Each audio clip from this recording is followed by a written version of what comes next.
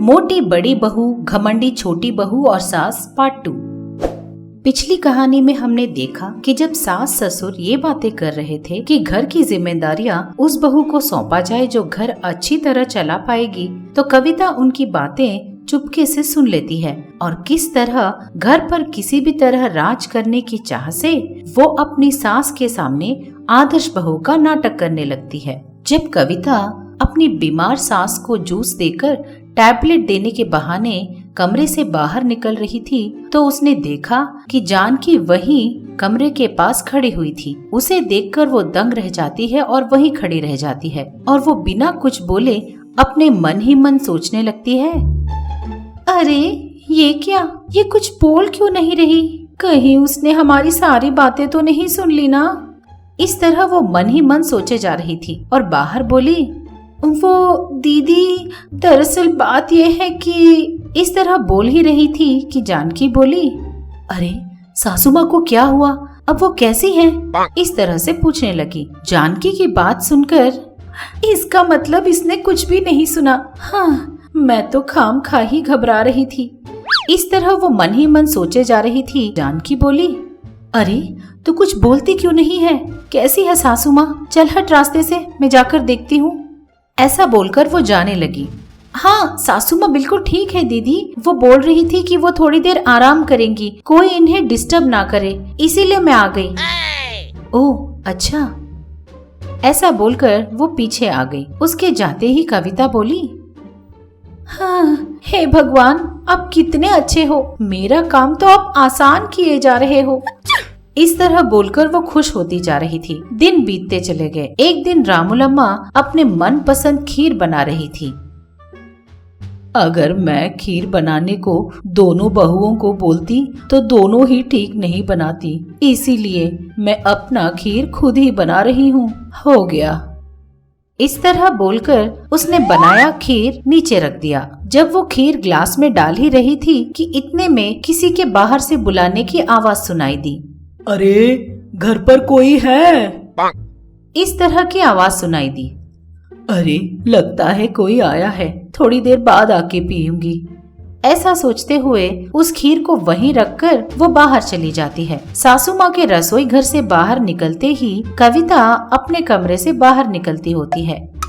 हाय राम, पेट में तो चूहे कूदते ही जा रहे हैं, मुझे तुरंत कुछ खाना होगा।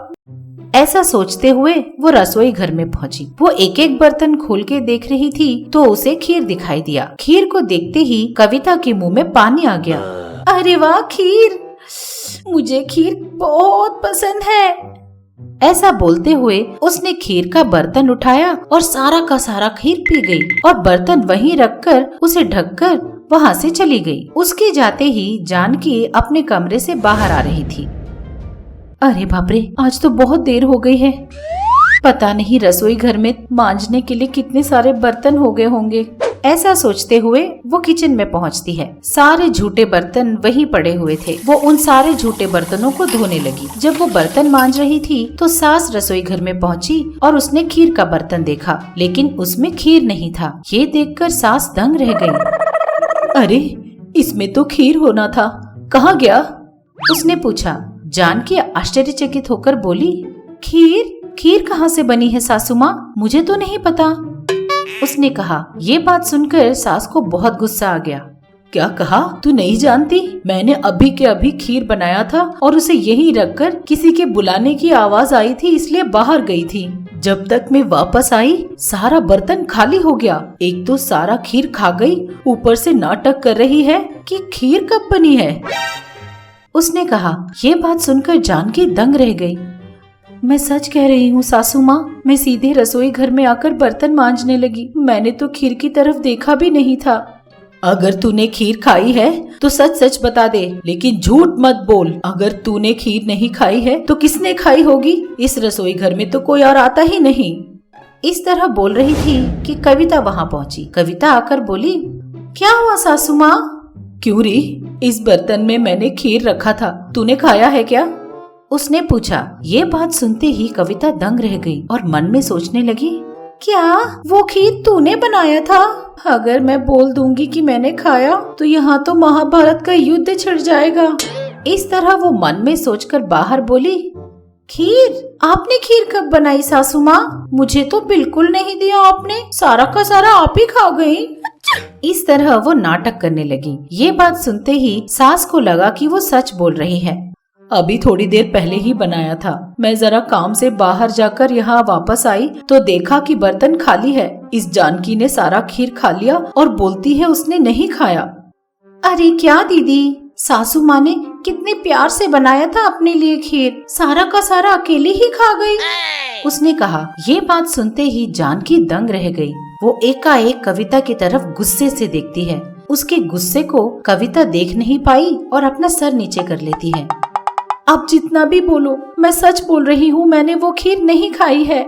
इस तरह बोलकर वो रोते रोते अपने कमरे में चली जाती है। इस तरह कविता सारा खीर खा गई और दोष जानकी पर डाल देती है। दिन ब दिन कविता सास के नजरों में छोटी बहू अच्छी है इस तरह का नाम कमा रही थी। इस तरह जब एक दिन सास हॉल में बैठी हुई थी तो बाहर सब्जी बेचने वाला आया। हाँ, टमाटर, भिंडी, बैंगन ले लो।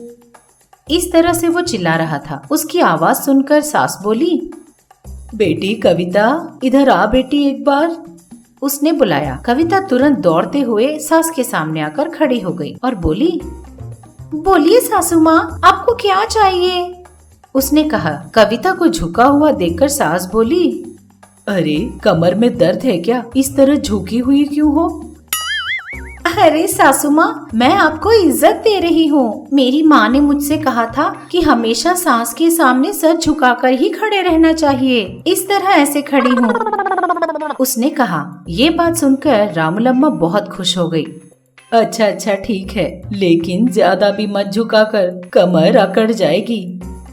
ठीक है सासू माँ, बोलिए क्या चाहिए आपको? बाहर सब्जी वाला आया है, घर की जरूरत की चीजें ले आ जा, उसने कहा। ये बात सुनते ही कविता दंग रह गई। क्या मुझे सब्जियां लानी होंगी? लेकिन मुझे तो ये बिल्कुल नहीं पता कि घर में कौन सी सब्जी है और कौन सी नहीं। अब क्या करूं? कोई ना कोई बहाना बनाकर अगर मैं दीदी को भेज दूं। अरे लेकिन वो भी तो घर पर नहीं है। अब मैं क्या करूं? कहीं मैं पकड़ी तो नहीं जाऊंगी? नहीं नहीं, ऐसा नहीं होना चाहिए। कुछ ना कुछ करके सब्जियां ले आती हूँ। वैसे भी अगर मैं सासू माँ से ही पूछ लूँ कि कौन सी सब्जी चाहिए, हाँ ये तो बहुत बढ़िया हो जाएगा। अरे नहीं नहीं, ये तो और भी डेंजर हो जाएगा। मैं तो रोज यही नाटक करती हूँ कि घर के सारे काम मैं ही करती हूँ। अगर मैंने उनसे पूछ लिया कि कौन सी सब्जी लाऊं, तो वो मुझसे सीधे यही पूछेगी कि इतना भी नहीं पता तुझे। मुझे कुछ न कुछ मैनेज करना होगा। इस तरह सोचते हुए वो बैग पकड़कर बाहर आती है। ओ भाई साहब, इधर आओ। हाँ आ रहा हूँ मैडम, बोलिए। 1 दर्जन टमाटर कितने के? उसने पूछा। ये बात सुनता ही रंगा दंग रह गया। क्या कहा? 1 दर्जन टमाटर? आप क्या सब्जियां पहली बार खरीद रही हो मैडम? अरे ऐसा क्यों पूछ रहे हो? टमाटर दर्जन में नहीं, किलो के भाव खरीदते हैं। हाँ, तुमने क्या सोचा कि मुझे इतना भी नहीं पता? मुझे मत सिखाओ, 1 किलो दे दो। इस तरह उसने जोर से बोला। रंगा डरते हुए बोला, ठीक है मैडम। हाँ, नींबू 1 किलो कैसे दिए? उसने पूछा। रंगा फिर से दंग रह गया। मैडम, नींबू डजन में खरीदते हैं। अरे मैं तो मजाक कर रही थी, दे दो, उसने कहा।